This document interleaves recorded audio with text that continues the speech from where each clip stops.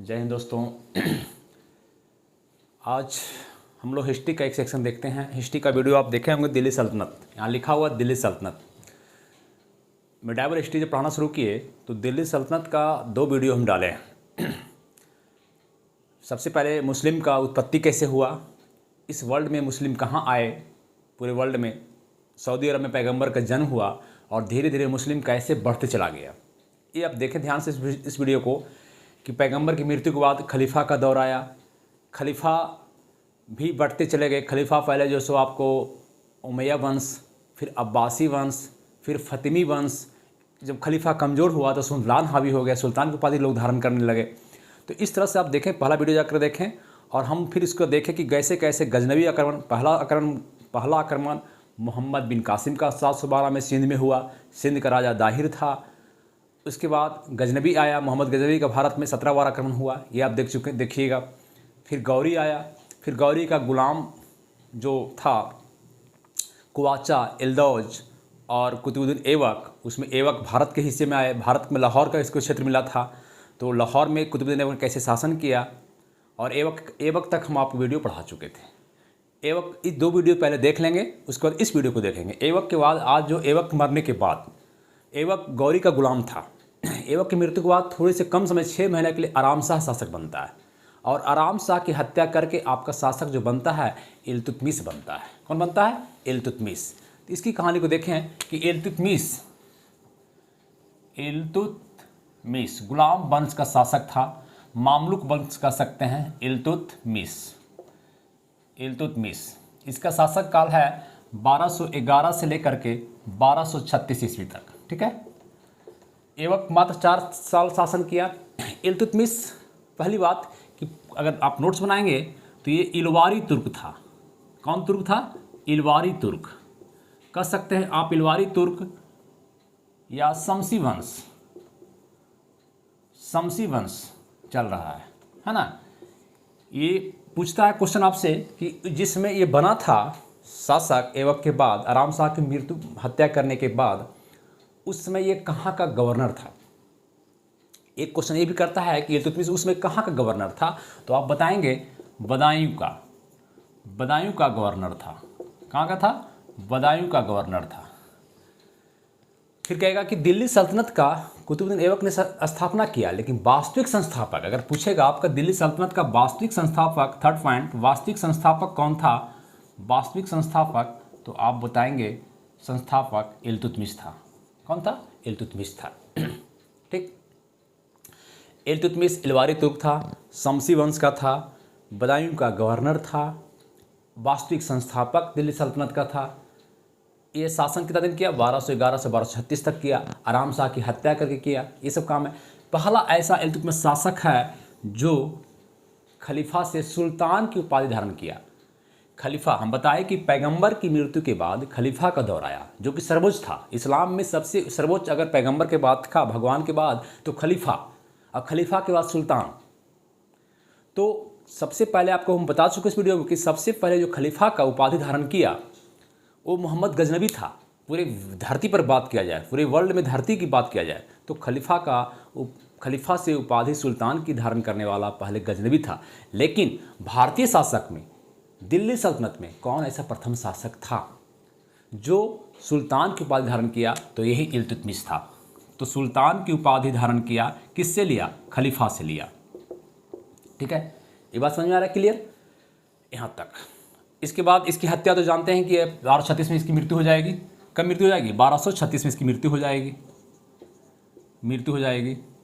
इसके बाद जब इल्तुतमिश शासक था, मरने के दौर में उसमें घोषणा कर चुका था कि मेरी बेटी राजिया सुल्तान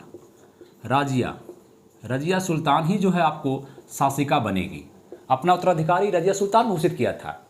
लेकिन अमीरों ने, जिसका शासन में बहुत पकड़ था, अमीर मतलब अमीर नहीं होता, अमीर वर्ग तुर्क थे, गैर तुर्क भी थे, तुर्क भी थे। तो ज़्यादा तुर्क लोग जो थे, तुर्की के लोग थे, उनका ज़्यादा पकड़ था यहाँ पे। तो अमीर वर्ग के कहने पर इसको नहीं बैठा करके किसको बैठा दिया गया? रकनुद्दीन फिरोज शाह को बैठा दिया गया, जो कि एकदम बकलोल शासक था, कमज़ोर शासक था। ये कुछ नहीं किया और लास्टली फिर रुकनुद्दीन फिरोज शाह को हटाना पड़ा और हटा करके फिर बना रजिया सुल्तानी, जो भारत के प्रथम मुस्लिम शासक। आगे चर्चा करेंगे हम उसका। अब पहले देखते हैं इल्तुतमिश का कार्य क्या है, क्या क्या काम किया इल्तुतमिश, इनका क्या युद्ध लड़ा, ये सब चीज़ देख लेते हैं, है ना। चलिए आगे बढ़ें। मिटाल इसको आप नोट्स बनाइएगा। इलवारी तुर्क, बदायूं का गवर्नर, वास्तविक संस्थापक, सुल्तान का उपाधि धारण करने वाला पहला शासक, पहले ऐसे अगर पूरी धरती पर तो कौन, गजनबी। मृत्यु कब, 1236 में। इसकी बेटी कौन थी, रजिया सुल्तान, जो अगला शासिका बनेगी। दोनों बना, 6 महीने के लिए बना, रुकनुद्दीन फिरोज शाह पहले बनेगा, फिर रजिया बनेगा, ठीक है। चलिए आगे बढ़ें।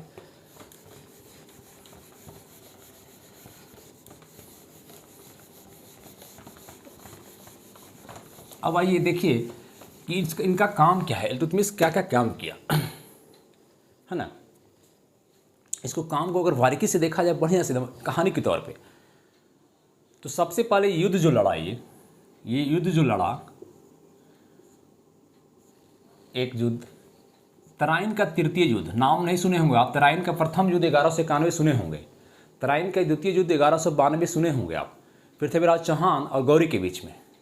पहला में आपका पृथ्वीराज चौहान जीतते हैं 1191 के तराइन के प्रथम युद्ध में, और तराइन के द्वितीय युद्ध में कौन जीत जाता है, गौरी, जो इतिहास बता देता है कि भारत में मुस्लिम का शासक अब होगा, है ना। तो तराइन का द्वितीय युद्ध और प्रथम युद्ध आप देख चुके हैं। ये तराइन का तृतीय युद्ध, थर्ड युद्ध, तराइन का तृतीय युद्ध लड़ता है।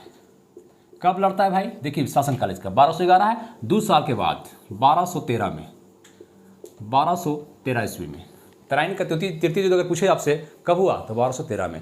ये किसके किसके बीच में होगा, तो एक तरफ तो आपका इल्तुतमिश है, एक तरफ इल्तुतमिश और एक वर्सेस बनाम, एक तरफ कौन रहेगा, वही जो गौरी का गुलाम था। 3 गुलाम था गौरी का, एक ऐबक, एल्दोज और कुवाचा। तो ऐबक तो आप कहानी पढ़ चुके हैं, तो इसमें आपका लड़ता है एल्दोज। कौन लड़ता है, एल्दोज। तो पूछेगा किससे किससे, तराइन का तृतीय युद्ध कब हुआ, 1213 में। कब हुआ, 1213 में। किसके किसके बीच में, इल्तुतमिश और एल्दोज के बीच में। जीतेगा कौन, इल्तुतमिश, फाइनल, ठीक है। नोट्स पे आप बनाएंगे, आराम से लिखेंगे इसको। इसके बाद ये जो आपका हुआ मंगोलों का आक्रमण, पूछता है कि मंगोलों का भारत पर आक्रमण शुरू कब हुआ, मंगोलों का आक्रमण भारत पर कब शुरू हुआ। तो आप बताएंगे इल्तुतमिश के समय शुरू हुआ।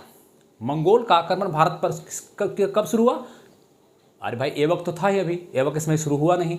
तो मंगोलों का आक्रमण शुरू हुआ इल्तुतमिश के समय। लेकिन मंगोलों को आक्रमण शुरू किया, लेकिन मंगोल को आक्रमण से बचा लिया इल्तुतमिश। आक्रमण जरूर हुआ लेकिन कुछ हुआ नहीं, चला गया। क्यों, क्योंकि ये ख्वारिज्म का शासक था। एक कहानी सुनिए, ख्वारिज्म का शासक, इराक के एरिया में पड़ता है, ख्वारिज्म मध्य एशिया पड़ता है। ख्वारिज्म का शासक था जलालुद्दीन,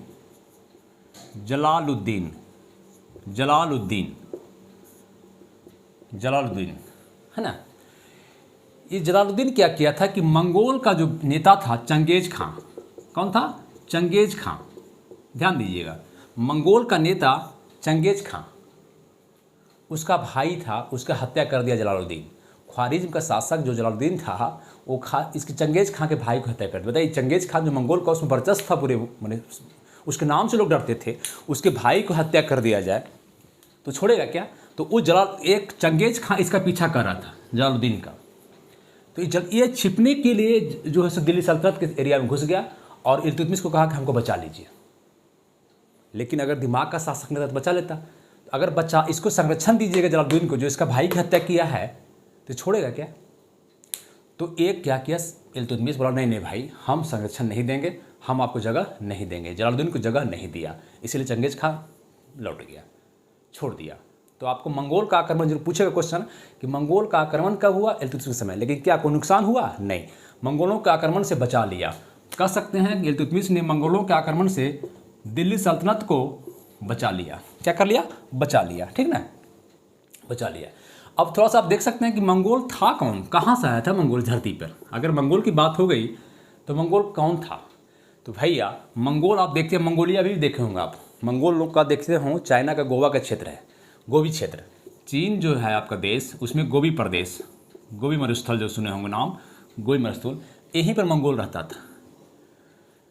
ये असभ्य जाति था।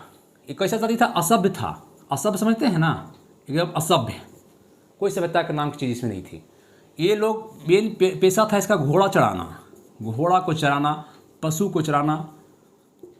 ठीक है, गंदे रहते थे मंगोल, बहुत गंदे रहते थे, बहुत गंदे। इसमें नारी का कोई पहचान नहीं था, नारी को पहचानता नहीं था कि बहन है कि कौन है, कोई नहीं, कोई मतलब नहीं। नारी के लिए कोई प्रेम नहीं था, किसी से कोई भी कुछ कर सकता था। सिर्फ ये लोग माता को पहचानता था, बस ओनली माता को पहचानता कि मेरी माता है मंगोल। तो इसी मंगोल जो थे अनेक कबीलों में बटे हुए थे, अनेक कबीलों में। सब आप नोट्स बनाएंगे, हम तो ऐसे लिख रहे हैं, अनेक कबीलों में बटे हुए थे, अनेक कबीलों में। उसी कबीला में एक कबीला में जन्म हुआ था चंगेज खां का, चंगेज खां का, जिसका बचपन का नाम था, ये पूछता है क्वेश्चन, बचपन का नाम था तेमुचिन। चंगेज खां का बचपन का नाम था तेमुचिन, समझे बात को, तेमुचिन। ये मंगोल था, इसलिए मंगोल पहली बार भारत में कब मंगोल को देखा? इल्तुतमिश के समय देखा। मंगोल के बारे में आप जान गए कि क्या था? असभ्य था, घोड़ा चराता था, गंदा रहता था, नारी के प्रति कोई प्यार पे नहीं था, सिर्फ माता को पसंद था, बाकी किसी को नहीं पसंद था, अनेक कबीलों में बटा हुआ था। उसी में एक चंगेज खां का जन्म हुआ। चंगेज खां का बचपन का नाम था तेमुचिन। कहाँ का था? चीन गोबी का था। क्लियर? मंगोल के बारे में जानकारी इतना काफ़ी है आपके पास। तो इल्तुतमिश मंगोलों का आक्रमण बचा लिया, इल्दोज का युद्ध लड़ा। चलिए आगे, ये सब नोट्स बनाते चलिए आप लोग, ठीक है बेटा? स्क्रीनशॉट लीजिए, बनाइए, चलिए आगे बढ़िए।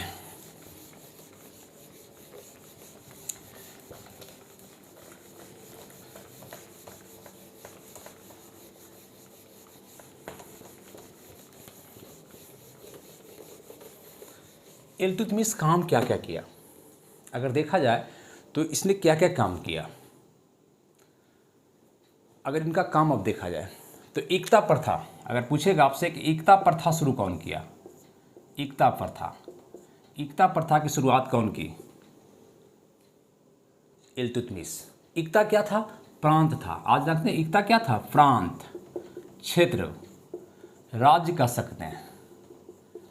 ये अपने साम्राज्य को प्रांत में बांट दिया, और प्रांत में बांट के एकता दे दिया सबको कि चलिए आप जिस इस क्षेत्र का, मान लीजिए ये क्षेत्र है, सुल्तान का क्षेत्र है, इस क्षेत्र को बांट दिया एकता में कि चलिए भाई एकता में जाइए, है ना? ये एकता इसको मिला, इसको मिला, इसको मिला, इसको मिला, बांट दी एकता। और इस क्षेत्र को कह दिया गया, इस क्षेत्र को एक एकता मान लिया है, इसको कह दिया गया कि आप यहाँ से अपना राजस्व वसूलिए, टैक्स वसूलिए, अपना सेना रखिए, उस खर्चे से जब जरूरत पड़ेगा तो आपको सुल्तान जो है सो टैक्स उनको दीजिए, और सेना को मंगा सकता है। आप सेना को जब युद्ध लड़ेंगे तो आप हेल्प करेंगे, आप इक्तादार हैं। यहाँ के प्रधान को कहा गया इक्तादार, इक्तादार कहिए, या बली भी कहा जाता था, या मुक्ति भी कहा जाता था। इक्तादार, बली या मुक्ति, ठीक है? इसने क्या किया? इल्तुतमिश सेकेंड काम इसका, इस सेना को पहली बार शाही सेना को गठन किया, शाही सेना का निर्माण किया, शाही सेना का निर्माण किया। इल्तुतमिश ने 40 सरदारों का, 40 लिखेंगे, 40 सरदारों का एक संगठन बनाया, 40 सरदारों का एक संगठन बनाया, 40 को सरदार का, अमीरों के सरदार को बनाया। इस 40 सरदारों को गठन को कहा जाता है तुर्कान ए चहालगानी। चहालगानी डायरेक्ट क्वेश्चन करेगा आपसे कि तुर्कान ए चहालगानी का निर्माण किसने किया? तुर्कान ए चहानी का गठन किसने किया? 40 सरदारों का गठन किसने किया? 40 सरदारों के गठन को क्या कहा जाता है? तो तुर्कान ए चहालगानी कहा जाता है, तुर्कान ए चहालगानी। इसका निर्माण किया ये 40 सरदार मिला करके, और इसका विनाश कौन करेगा? बलबन। कौन करेगा? बलबन, ठीक है? तो 40 सरदारों का गठन ही किए। कौन? इल्तुतमिश। दिल्ली के अमीरों को, दिल्ली के जो अमीर था दिल्ली को, उसका जो है सो क्या किया? दमन कर दिया, ख़त्म कर दिया। सिर्फ दिल्ली के अमीर को दमन किया। भारत की राजधानी कहाँ थी? लाहौर थी। ऐबक के समय राजधानी कहाँ थी? लाहौर। तो राजधानी को लाहौर था पहले, ऐबक के समय लाहौर था, लाहौर से राजधानी परिवर्तन करके कहाँ लाया? दिल्ली। पूछेगा दिल्ली, राजधानी कहाँ लाया? दिल्ली। आगे बताएंगे राजधानी कैसे चेंज होते चला आता है। ये सब काम इन्होंने किया। कौन? इल्तुतमिश ने किया। ठीक। और क्या क्या काम किया इसने? अगर निर्माण कार्य देखेंगे तो कुतुब मीनार का निर्माण किया। कुतुब मीनार जो आप देखते हैं, इसकी लंबाई कितना है अभी? 238 फीट, 238 मीटर लंबाई। एक सबसे पहले कुतुबुद्दीन बख्तियार काकी जो गुरु थे, कुतुबुद्दीन ऐबक का, उसने निर्माण कार्य शुरू किया। तो कुतुबुद्दीन ऐबक ने एक मंजिला बनाया, एक मंजिला, और इसको फिर 2 3 4 मंजिला, 2 3 4 3 मंजिला जोड़ा। कौन? इल्तुतमिश। ठीक है। अब ध्यान दीजिएगा, एक मंजिला जो मान लीजिए एक मंजिला ये बनाया ऐबक। कौन बनाया? ऐबक। इसके ऊपर 4 मंजिला, 1 2 3 3 मंजिल, 3 मंजिल जोड़ा इल्तुतमिश, और एक मंजिल फिर जोड़ा फिरोज शाह तुगलक, FST। एक मंजिल जोड़ा, 5वां मंजिल FST। तो हो गया क्या मंजिल? 5 मंजिल, 5 मंजिला। और जब 1505 ईस्वी में भूकंप आ गया दिल्ली में, तो भूकंप के कारण ये जो थोड़ा सा क्या हुआ, मीनार थोड़ा सा हिल गया, जर्जर स्थिति में हो गया। तो इस समय शासक कौन बैठा हुआ है? सिकंदर लोदी। कौन बैठा हुआ है? सिकंदर लोदी। तो सिकंदर लोदी ने फिर जो इसका पूछेगा क्वेश्चन, सिकंदर लोदी ने जीर्णोद्धार करवाया। इसका फिर थोड़ा सा जीर्णोद्धार करवाया। क्या करवाया? जीर्णोद्धार करवाया, थोड़ा सा फिर इसको निर्माण करवाया। ठीक है। और इस तरह से आपका कुतुब मीनार की बात हुई। तो कुतुब मीनार का 3 मंजिला कौन बनाया? इल्तुतमिश बनाया। पूछेगा क्वेश्चन फिर, हौज ए शम्सी, हम कहीं भी लिख देते हैं, आप सीरियल वाइज लिखेंगे। पहले कुतुब मीनार लिखेंगे। हौज ए शम्सी का निर्माण कौन कराया? तालाब था, हौज ए शम्सी का निर्माण कौन कराया? इल्तुतमिश करवाया। ठीक है। हौज ए शम्सी पूछेगा फिर आपको, हौज ए शम्सी। हाँ, दिल्ली में एक जो है सो न्याय की घंटी टंगवाया था। ये दिल्ली में न्याय के लिए घंटी, न्याय की घंटी, इस घंटी को बजाइए, आप अपना फरियाद सुनाइए, क्या मुसीबत है आपको, क्या संकट है, क्या दिक्कत है, क्या पर राजा के पास जाइए फरियाद लेकर के। वहाँ पर न्याय की घंटी लगाने वाला कौन था? यही था। एक मदरसा बनाया था, मदरसा ए मुइज़्ज़ी का निर्माण किया था इल्तुतमिश। ये सब इल्तुतमिश के कामों में आता है। ठीक है। तो उम्मीद करते हैं कि इल्तुतमिश आपको अच्छी से समझ में आया होगा। इल्तुतमिश के मरने के बाद, इल्तुतमिश की मृत्यु कब होती है? 1236 में। उसके बाद शासक कुछ कम समय के लिए कौन बना था? इसका बेटा रुकनुद्दीन फिरोज शाह। तो उसका ज़्यादा इंपॉर्टेंट है नहीं, तो हम लोग किसको देखेंगे फिर? रजिया सुल्ताना को। किसको देखेंगे? रजिया सुल्ताना को, है ना। तो इसी में रजिया सुल्ताना को देख लेते हैं हम लोग। चलिए यहाँ तक क्लियर है। आइए, एक एक पॉइंट बारीकी से आप अपने नोट्स में लिखेंगे। वीडियो को 1-2 बार देखें, रिवीजन करें, कहीं कुछ पढ़ने की जरूरत नहीं, सारा क्लियर हो जाएगा आपको। ठीक। चलिए मिटा रहे हैं इसको, स्क्रीनशॉट लीजिए।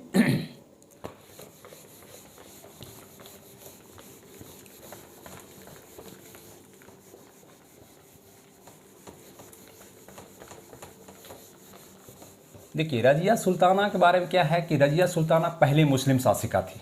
आप ऐसे भी देख सकते हैं कि भारत में पूछता है बराबर कि पहली महिला शासिका कौन है? तो रजिया सुल्ताना। पहली मुस्लिम शासिका कौन है? रजिया सुल्ताना, है ना। तो रजिया सुल्ताना इसलिए फेमस है, इतना ही पूछता है इसका फेमस के बारे में। और रजिया सुल्ताना को जब अमीर लोग बनाया था, तो उम्मीद था कि रजिया सुल्ताना काम करेगी अमीरों के लिए, तुर्कों के लिए काम करेगी।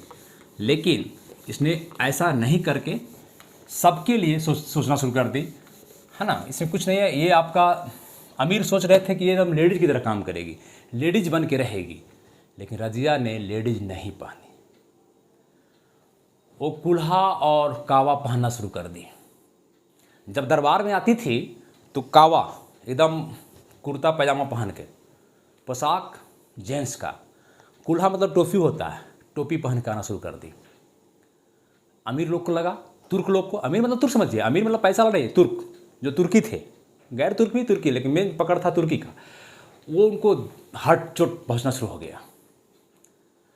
यहाँ तक कि अमीर ए आखुर लिखते हैं, अमीर ए आखुर बहुत घोड़े का एक पोस्ट था, घोड़ा के प्रधान को कहा जाता था अमीर ए आखुर, अमीर ए आखुर। उस पोस्ट पर वो याकूत को, जलालुद्दीन याकूत को नियुक्त कर दिया।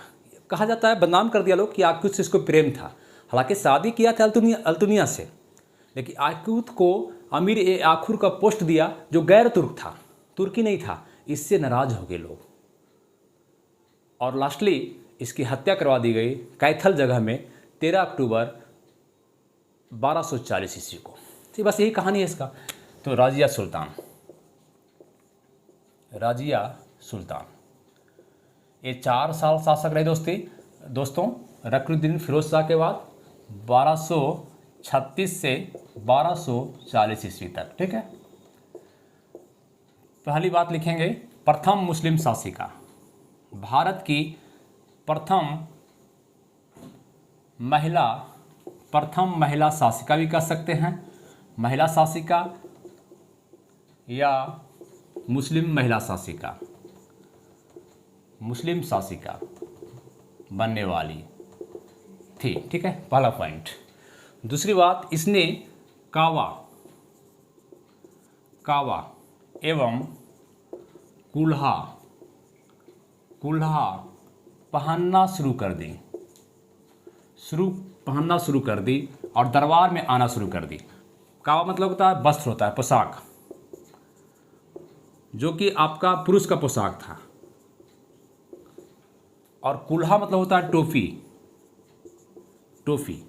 ये पहनना शुरू कर दी। इसने एक पोस्ट था अमीर ए आखुर, आखुर मतलब होता है घोड़ा, अमीर ए आखुर घोड़ों का प्रधान का पोस्ट था, घोड़ों का प्रधान का पोस्ट। अमीर ए आखुर के पोस्ट पर नियुक्त कर दिया ये याकूत को। इतना याद रखिए आप, जलालुद्दीन उतना याद नहीं रखना आपको, याकूत को। किसको नियुक्त किया? याकूत को नियुक्त कर दिया। याकूत जो था ये गैर तुर्क था, है ना, गैर तुर्क था। इससे जो तुर्की लोग थे, जो अमीर लोग जो तुर्की थे, शक्तिशाली तुर्की थे, वो खफा हो गए इससे, और इसको हटाने का प्रयास किया जाने लगा, है ना, हटा भी दिया गया। कहा गया कि फिर इसने शादी जो की थी, शादी अल्तुनिया से, देखिए आक्यूत है, ये अल्तुनिया, ध्यान देंगे, ये भी क्वेश्चन पूछा हुआ कितना बार। शादी की थी अल्तुनिया से। अल्तुनिया लास्टली कहा जाता है कि प्रयास भी किया फिर से शासिका बनाने का, लेकिन नहीं बन पाई, और इसकी हत्या कर दी गई। किसकी? रजिया सुल्तान की हत्या कर दी गई 13 अक्टूबर 1240 ईस्वी को कैथल जगह में।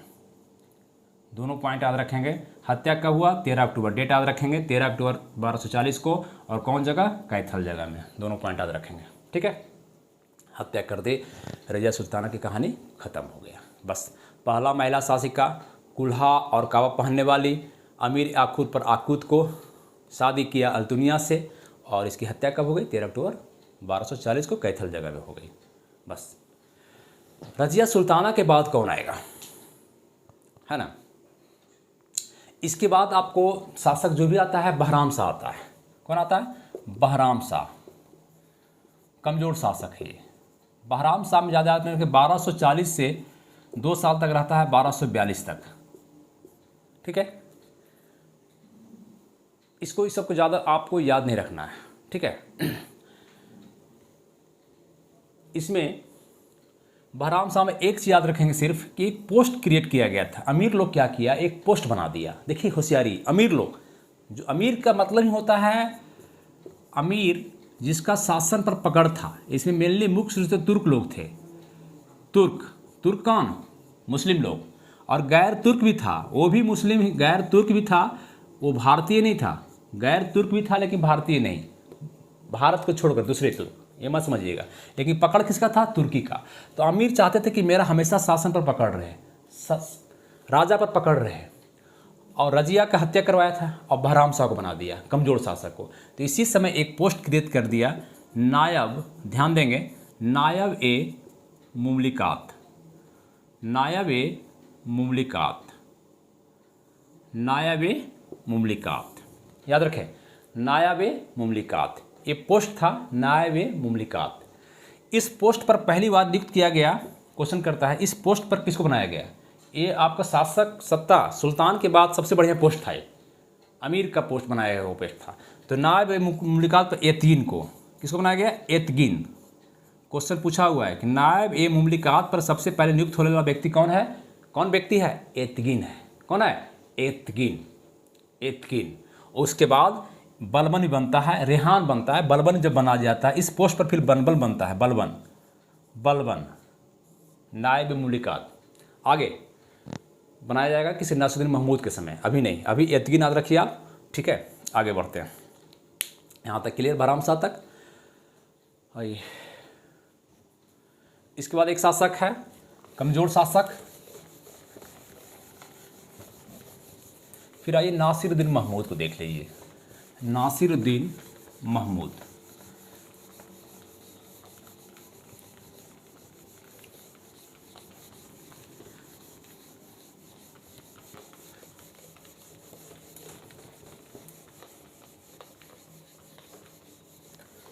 देखिए नासिरुद्दीन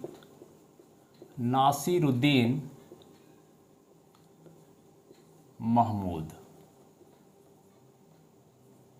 ये 1246 से 1266 तक रहता है। नासिरुद्दीन महमूद दिल्ली सल्तनत का सबसे सीधा साधा शासक कह सकते हैं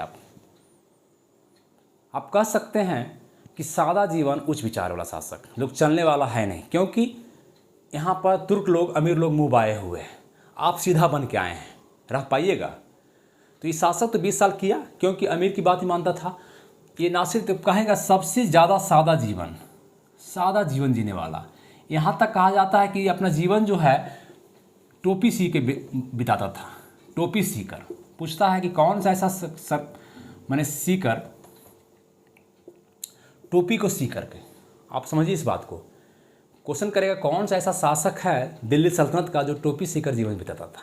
कुरान बेचकर, कुरान की प्रति तैयार करके, कुरान जो ग्रंथ है मुस्लिमों का कुरान, तो उस कुरान का प्रतिलिपि बना करके, कुरान डायरेक्ट कुरान नहीं बिकेगा ना, कुरान का प्रतिलिपि बना करके, उसको फोटोकॉपी करके, उसको लिख करके, जेरोक्स करके कुरान बेच कर, तो कुरान और टोपी बेच करके जीवन जीने वाला व्यक्ति शासक कौन है, तो नासिरुद्दीन महमूद है। तो ऐसे शासक में उसमें बलबन, जो बलबन इस वंश का नहीं है, बलबन शमसी वंश का नहीं है। ये आपको अगर क्वेश्चन करेगा कि शमसी वंश का इल्तुतमिश है, रजिया सुल्ताना है तो है, नासिरुद्दीन महमूद है तो है, तो शमसी वंश का अंतिम शासक है ये, शमसी वंश का अंतिम शासक है, अंतिम शासक। इसके बाद जो आएगा बलबन, इसके बाद जो बलबन आएगा वो बलबन इस वंश का नहीं है, इसके खानदान का नहीं है, वो बलबन एक व्यक्ति दूसरा है, ये नीचे से उठा है नरेंद्र मोदी की तरह, ये बलबन बलबनी वंश कहलाएगा। अब जब बलबन पढ़ाएंगे हम आपको तो हम बताएंगे कि बलबनी वंश का है। क्वेश्चन करता है कि शमसी वंश का अंतिम शासक कौन है, तो नासिरुद्दीन महमूद है, नासिरुद्दीन महमूद है। टोपी और कुरान बेचकर जीने वाला कौन है, नासिरुद्दीन महमूद। तो यहाँ पर जो पोस्ट था आपका नायब ए मुमलिकात, जो सबसे शक्तिशाली पोस्ट था, जो आपको बहराम साहब के समय क्रिएट हुआ था, बना था ये पोस्ट, यहाँ पर कौन नियुक्त होगा, तो यहाँ पर नियुक्त कर दिया गया था बलबन को। बताइए, सबसे बढ़िया पोस्ट को बलबन मिल गया। अब बलबन होशियार व्यक्ति है, बलबन समझ रहा है कि इसको प्रेम से हटाया जाए और सत्ता पर काबिज हो। धीरे धीरे, ये बेचैनी में नहीं था, ये फारसी लोग का, ईरान का राजद सिद्धांत को देख चुका है, लौह एवं रक्त नीति की देख चुका है, ये जानता है कि भारत पर शासन कैसे करना है, लेकिन अभी नहीं।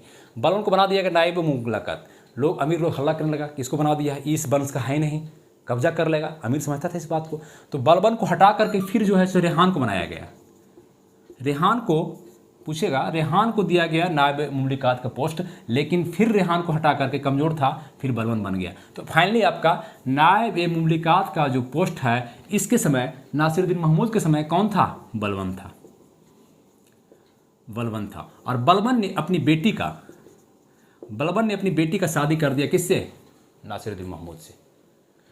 बलबन जो कि बड़ा था ही, बलबन अपनी बेटी का शादी सत्ता के लिए, ध्यान दीजिएगा, सत्ता के लिए बलबन ने अपनी बेटी का शादी नासिरुद्दीन महमूद को दामाद बना लिया बलबन।